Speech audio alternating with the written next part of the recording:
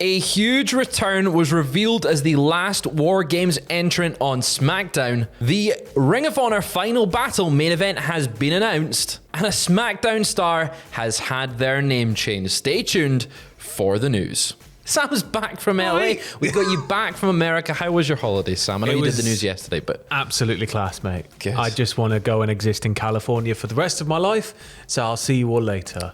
This will be it.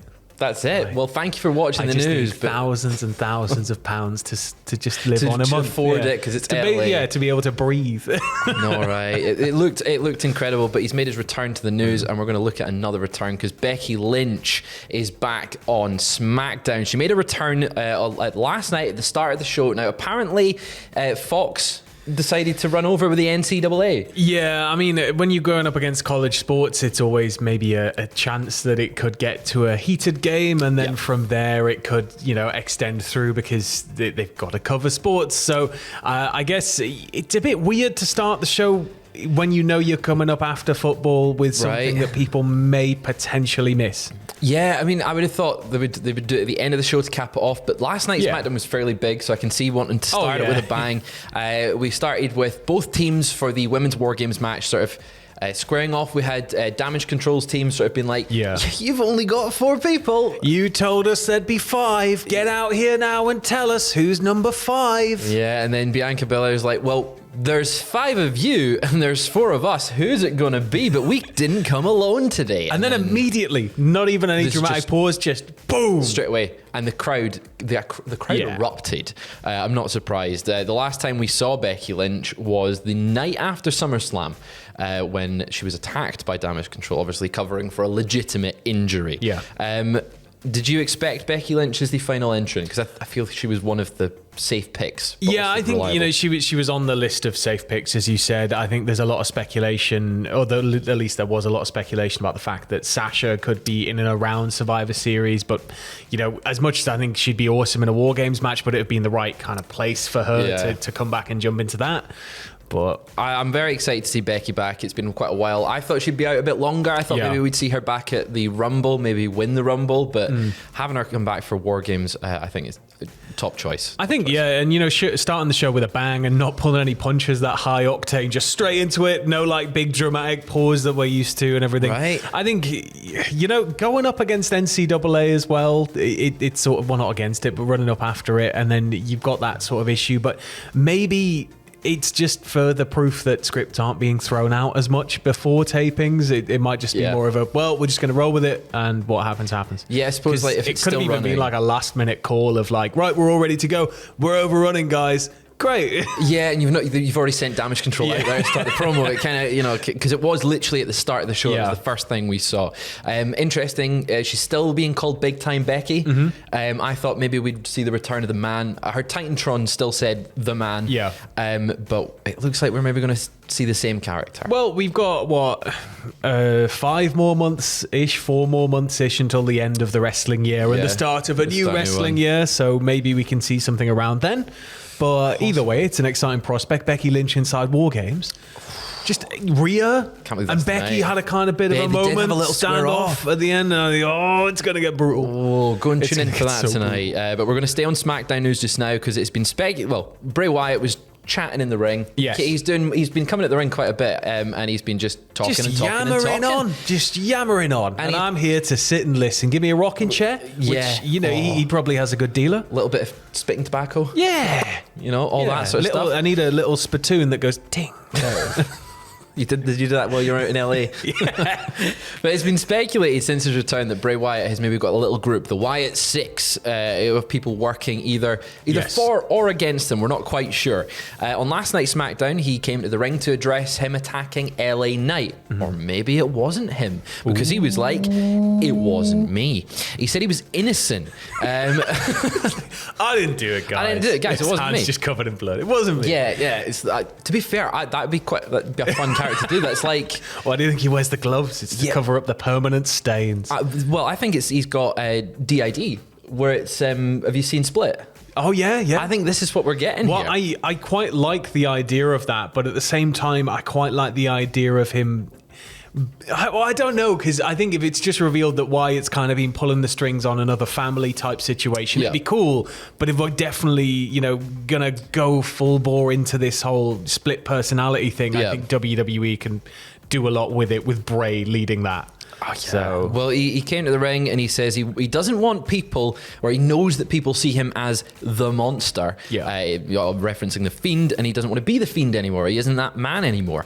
He said the fans perceive him as a violent man because violence was the only language he's spoken up until We've now. seen his medical record. We have. Yeah, he's very violent. Well, funny you say that because... during that segment, Uncle Howdy appeared on the big screen. It's always bloody Uncle Howdy, isn't it? He said, well... Never hear from Ramblin' Rabbit these days. Where's Huskus? Never hear from Huskus. It's all just Uncle Howdy doing all the speaking on their behalf. I know, terrible. Absolute. I don't like who does he think he is? It's like, Uncle Howdy. It's like every Christmas or Thanksgiving if you're in America, where your uncle just constantly says rambles. Uncle Howdy got a bit drunk, and you've got to kind of just put aside the things he said. Just ignore at the meal. what he said. Yeah. But he appeared on the big screen and he rambled a bit, saying, open your eyes and they can make you believe anything. He'll make fools if you listen to him. A snake in a cage is still a snake. Wake up, addressing Wyatt, who was in the ring. Now, during this appearance, we also saw images of all previous Wyatt characters. We saw the Fiend, we saw cult leader Bray Wyatt, we saw Husky Harris. We even saw Husky Harris. From the new Nexus. God, that's a throwback. But a number appeared on screen. Now, you mentioned we've seen his medical record. Yes. If you call that number, it is meant to be Wyatt's psychiatrist. Yeah. And claims that he is a danger to himself and others. So that it's quite a big storyline, this Wyatt thing. Yeah, and as we were just saying before we got into it there's a multitude of ways they can go. They can do the split personality thing, which we've seen work to great success before with characters like Abyss in was it TNA or maybe very early Impact at that point, but with the whole Joseph Parks stuff. And I think say early Impact, that was only 10 years ago. That was 10 years into Impact. God. I meant like early Impact, the Impact side of TNA. Yes. But the whole thing is, at the same time, Bray could be telling the truth. Maybe Bray didn't attack him. Maybe it's somebody working on his behalf. But I want to see the CCTV footage of the guy in the big rabbit suit just beating him down. Well, LA Knight was once again found knocked out backstage. He did cut a promo doing all his LA Knight mannerisms and like, whose game is it? LA Knight's game. Let me talk to you and all that sort of stuff. I'm excited to see where this feud goes. It's a unique feud for Bray Wyatt. I didn't expect this. I think he's just going to keep taking us on wild and crazy adventures, and as long as the twists keep coming and they don't stop coming and they don't stop coming and they don't stop coming and they don't stop coming, just on loop, then I think he can keep just turning this around on the audience. And the ARG aspect of it's always going to make people, it kind of turns you into an amateur detective, doesn't it? And by that extension alone of putting your own time into it, it just makes you want to check it out more. Yeah, exactly. Well, I am buying this feud, and do you know what else I want to be buying, Sam? What? It's the stuff from the Cultaholic shop. Delicious seg there. The stuff from the Cultaholic shop, because we have our Black Friday sale on right now. I don't think it's been mentioned on any piece of content that we've done at all. This is the first time you're hearing about it. You get hats, you can get Hell in a Smell candles, you can... Less said about that, the better. You can get signed posters and merchandise, t-shirts, stickers, all sorts of stuff, 50% off. And there's no code. You don't need to remember anything. You don't need to type anything in. It's just done straight at the checkout for you there. And then done. So if you've been waiting for any merch, if you've been wanting to get any merch, you want to get some merch for somebody for Christmas or anything like that, 50% off. Right now. There, cultaholicshop.com. After this video, go there now. Yeah. But we're going to... Come back for the second. Come back for the second one. But... WarGames is coming up. I'm so bewildered by this. I can't wait. I'm excited for it. But this has been a long time coming. That confused me, right, on last night, on the predictions video that we put out this week. Everyone was flabbergasted by the fact that this set is real and not CG, right? And it's not the work of movie magic, but what could be the work of movie magic is Bobby Lashley, okay? Because he has rejected some roles in some films. This is properly baffling. I think, well, not baffling, but like to be able to say I turned these things down, it must feel you must feel incredible.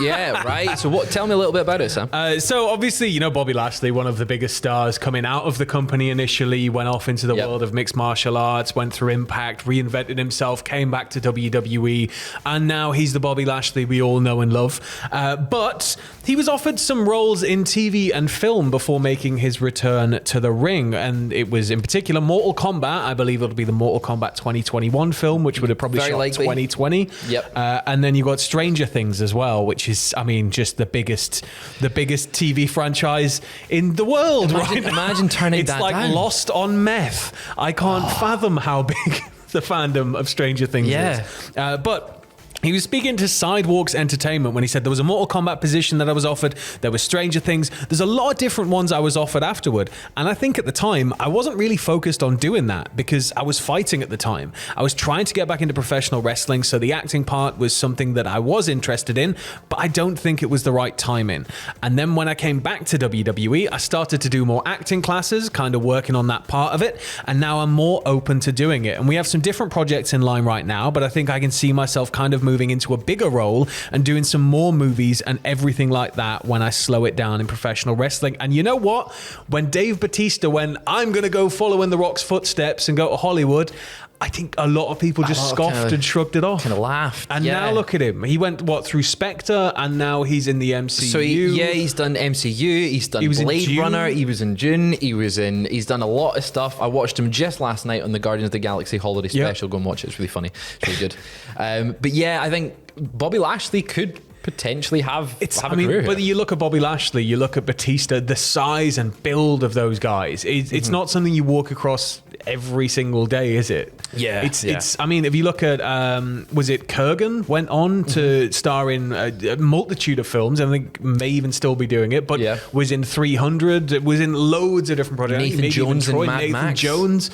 There was, there's loads of people who you wouldn't really expect to have moved over that side, who maybe haven't had the greatest successes, but I think Lashley, especially with his ability on the mic improving, I think, for sure I can see him getting roles in something at least. It's puzzling. I'm thinking about Stranger Things. I'm like, who could he have played in that? I think he's a bit too tall to play one of the kids. So like, hey guys, it's Bobby. 11-year-old, 45, 11. And he's just got like a really small t-shirt and shorts. That would have been fun. Him playing 11. That would have been great. But. Can't get that image out of my head. Someone Photoshop it. John, if you're watching, John Eiley, if you're watching this, get that Photoshop and send it to us on Twitter. We're going to move over to AEW and Ring of Honor because they're the same thing at the moment.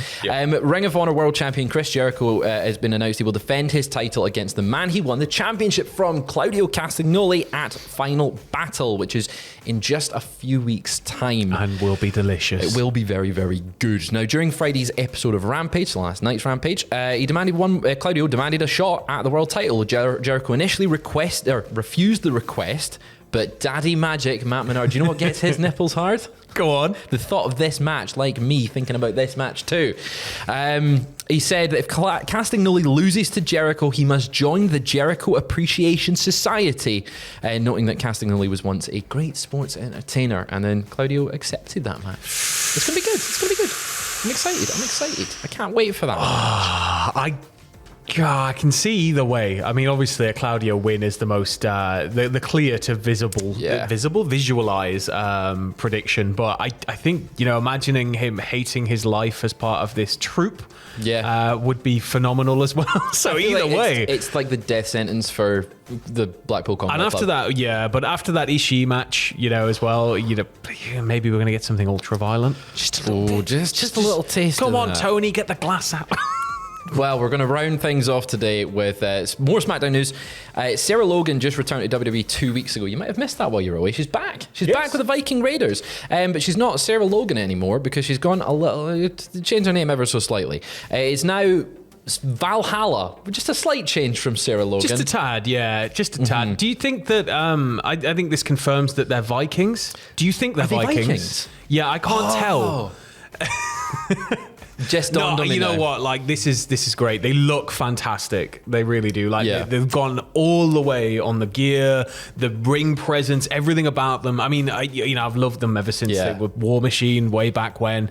But it's one of those things where I think just that sort of slight freshen up there And because, you know, when it was initially the Viking experience and all of that stuff, it kind of marred them a little bit, I think. And it now being able to take it slightly more seriously and giving Sarah Logan that change, Valhalla, it's a lot more ominous and it's a lot more threatening than it's been. And they're just coming in and wrecking everything like, you know, LOD style. So I'm all for it. You're all for it? Yeah. Well, I'm excited to see where they go with it. That name just makes me want to play God of War. I just want to play God of War right now. But we will be back later on with another news video. But also at 2 o'clock, me and Sam will be going live to play through the entire card of WarGames on 2K22. We'll be on Twitch. I'm looking forward to it. We should have a good time. And there's loads of content coming out, but we will plug that in the next one because we're going on quite a bit now. Yeah, just a little bit. So we will chat to you later.